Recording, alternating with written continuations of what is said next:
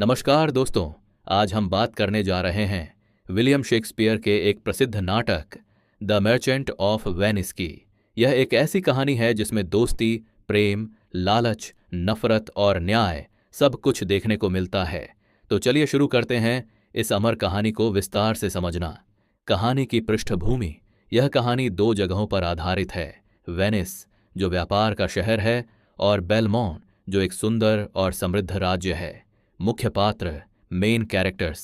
एक, Antonio, Venice का एक दयालु व्यापारी जो अपने दोस्त के लिए सब कुछ कुर्बान करने को तैयार रहता है। दो, बसानियो, एंटोनियो का सबसे करीबी मित्र जो बेलमोंट की सुंदरी पोर्शिया से विवाह करना चाहता है।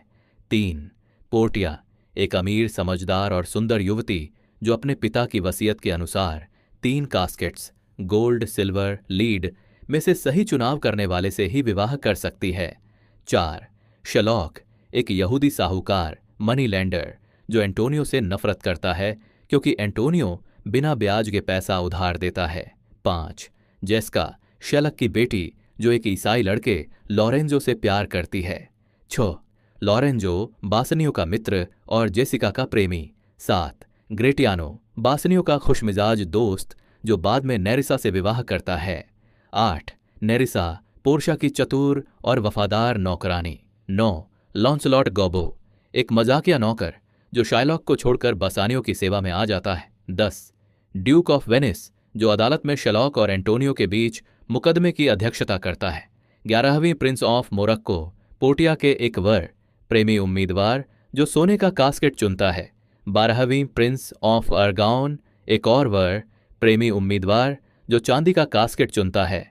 पहला अंक, एक्ट 1, दोस्ती और सौदा। कहानी शुरू होती है वेनिस में। एंटोनियो उदास है लेकिन कारण नहीं जानता। उसका दोस्त बसानियो उससे कहता है कि वह बेलमोंट की अमीर लड़की पोर्शिया से विवाह करना चाहता है, लेकिन उसके पास पैसे नहीं हैं। एंटोनियो के पास इस समय नकद धन नहीं है क्योंकि उसका सारा व्यापार समुद्र में जहाज़ों पर लगा हुआ है। इसलिए वह अपने दोस्त की मदद के लिए शिलॉक से 3000 डुकैट उधार लेने का फैसला करता है। शिलॉक, जो एक यहूदी साहूकार है, एंटोनियो से नफरत करता है, लेकिन फिर भी वह पैसा देने को तैयार हो जाता है, एक अजीब शर्त पर। अगर एंटोनियो 3 महीने में पैसा नहीं चुका पाया तो शाइलॉक को उसके शरीर से 1 पौंड ऑफ फ्लैश, मांस का 1 पौंड हिस्सा काटने का अधिकार होगा। एंटोनियो को भरोसा है कि उसके जहाज समय पर लौट आएंगे, इसलिए वह यह शर्त मान लेता है।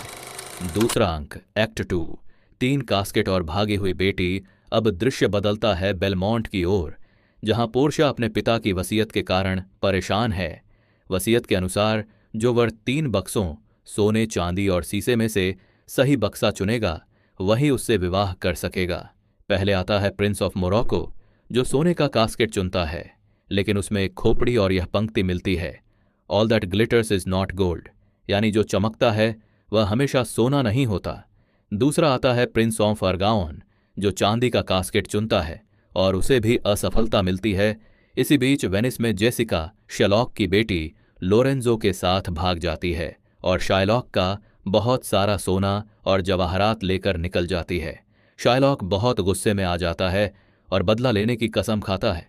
तीसरा अंक, एक्ट 3, प्रेम और संकट।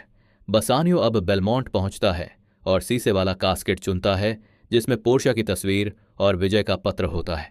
पोर्शिया बहुत खुश होती है और उसे एक अंगूठी देती है, यह कहते हुए कभी भी यह अंगूठी किसी को मत देना। उधर एंटोनियो की किस्मत बदल जाती है। उसके सारे जहाज समुद्र में डूब जाते हैं और वह शाइलॉक का कर्ज नहीं चुका पाता।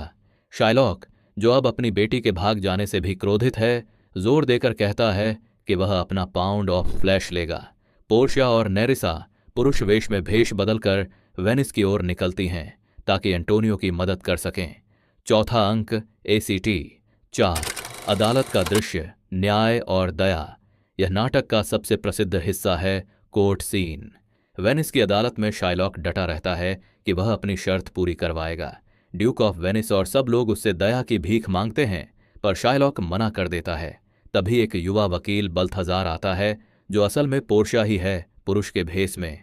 वह शाइलॉक से कहती है कि दया सबसे बड़ी इंसानियत है। The quality of mercy is not strained, it droppeth as the gentle rain from heaven. लेकिन शाइलॉक अड़ा रहता है, मुझे मेरा न्याय चाहिए, तब पोर्शिया चालाकी से कानून का सहारा लेती है। वह कहती है, ठीक है, तुम मांस का एक पौंड काट सकते हो, लेकिन ध्यान रहे एक बूंद भी खून नहीं गिरे। अगर खून गिरा तो तुम्हारी सारी संपत्ति जब्त कर ली जाएगी। शाइलॉक घबरा जाता है और पीछे हटना चाहता है, लेकिन अब बहुत देर हो चुकी है।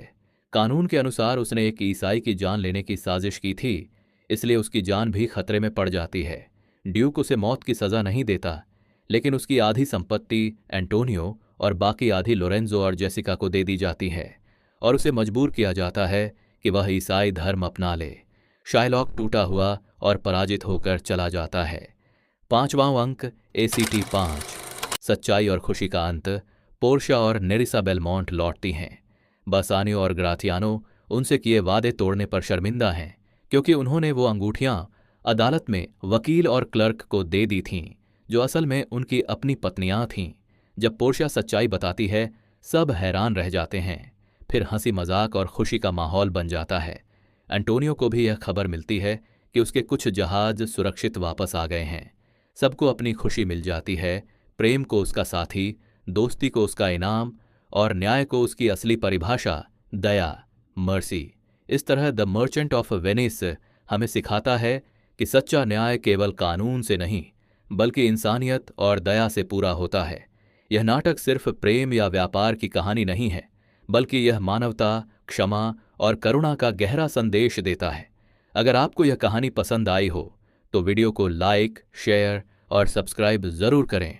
फिर मिलेंगे शेक्सपियर की किसी और अद्भुत रचना के साथ। धन्यवाद।